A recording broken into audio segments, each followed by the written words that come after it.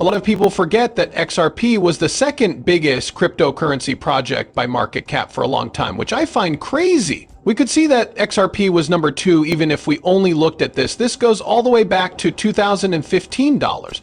But even if we look further back to 2016, 2017, and 2018, there was a lot of time when XRP was moving around a bit. But by market cap, it stayed a very big crypto project for the most part. At times, it surpassed Ethereum and came very close to Bitcoin in 2017 and 2018. One example is this list from 2016, which jumps into 2017, which shows that XRP was moving around a bit. From this point on, it began to have a pretty big run. But then, since it's now September 2017, everyone forgot about XRP. It's beginning to lose value, just like Bitcoin Cash. It's not important to anyone. Then something happened at the end of November or the beginning of December 2017. At this point, XRP starts to jump a lot to the number 2 spot again, and it's getting very close to beating Bitcoin. We were only about $130 billion away from selling Bitcoin. A lot of people don't know this, though. There were times when XRP was worth more than Bitcoin. These are some of the things we'll talk about in this movie. We also have a lot more to talk about. Take it easy and welcome to the channel. Is that going to happen this cycle? Let's talk about the SEC case, which is still one of the biggest problems with XRP, even though many people don't think it's a big problem. We know that on the 21st, the SEC made a big news about starting a crypto task force, which will be led by Hester Peirce. The goal of the SEC Crypto Task Force is to set clear regulatory frameworks. And this is where we can see the whole break. The main thing I want to talk about is whether or not the SEC is taking this very seriously and whether or not we will start to see big changes at the SEC. I've already talked about this a little in other videos. Things need to start changing in a big way. It also goes back to the question of whether they are still playing the same games. Also, are they still doing the same things that the last SEC did? Some SEC lawyers are still playing old games, as we can see from Stuart Aderati, the CLO of Ripple. Today, they got another warning from a federal judge, this time in the Kraken case. The SEC calls these assets crack and traded securities, which is what we see if we look at it. As I said in my last order, I will not go along with any theory of liability in which the SEC asks this court to treat crypto assets as if they were stocks. I'm thinking about the idea that those crypto assets were once bought and sold on the Kraken trading market. Our investment contracts are what securities are based on. I'm going to tell the SEC again to be careful with this difference. All of this means that we are still hearing about crypto stocks. This is a bit of a trouble, okay? We want this whole thing torn down. We don't want to talk about crypto stocks. At this point, this difference needs to be erased if the SEC is going to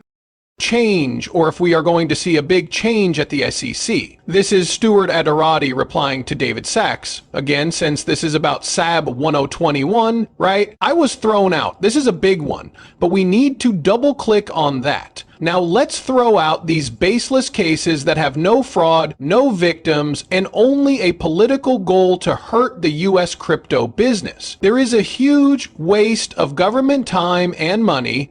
And Stuart Aderati is talking about the Ripple case here because there has been no crime connected to it at all for more than 4 years.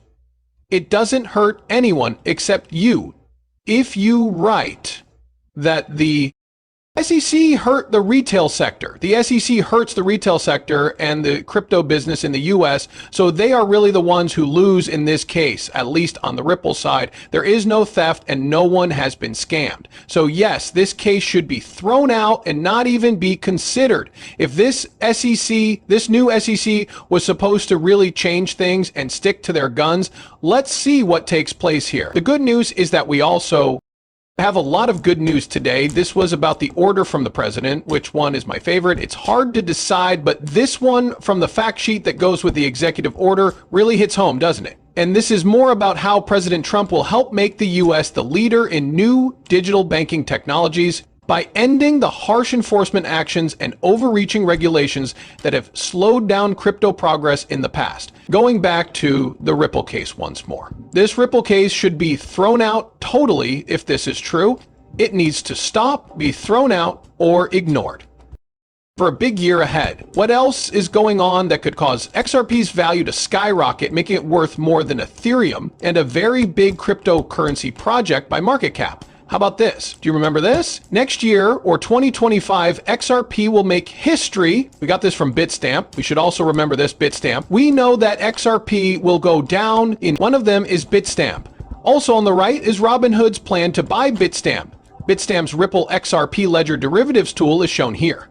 The next few months, we'll see the start of our own derivatives market.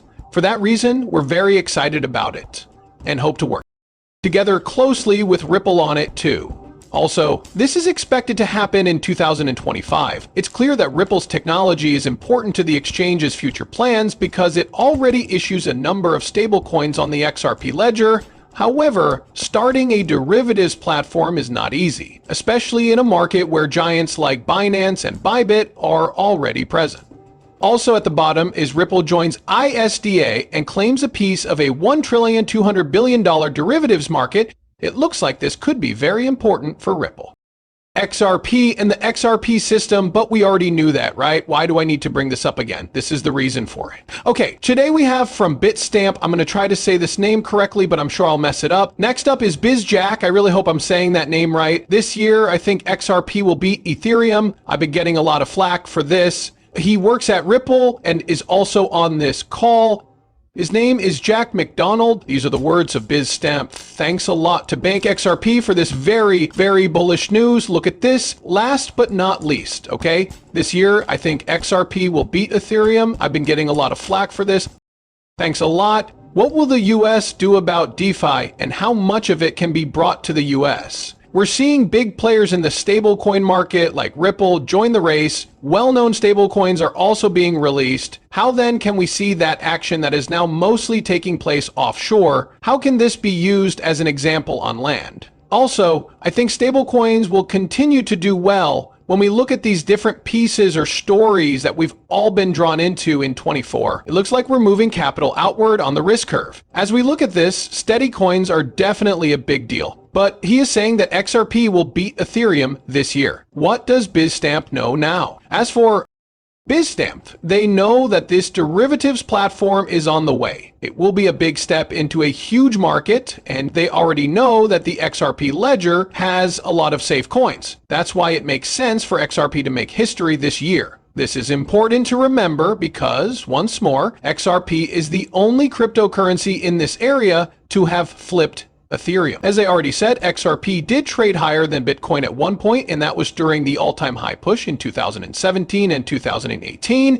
Finally, I showed you the history picture over here. On my end, they only show this one. This set off the maxis fully. The next day, CMC rigged the ranks by removing all data from Korean exchanges, which caused the price of XRP to drop. Once that was over, they had their friends at the SEC sue it for years for political reasons. But it failed in the end.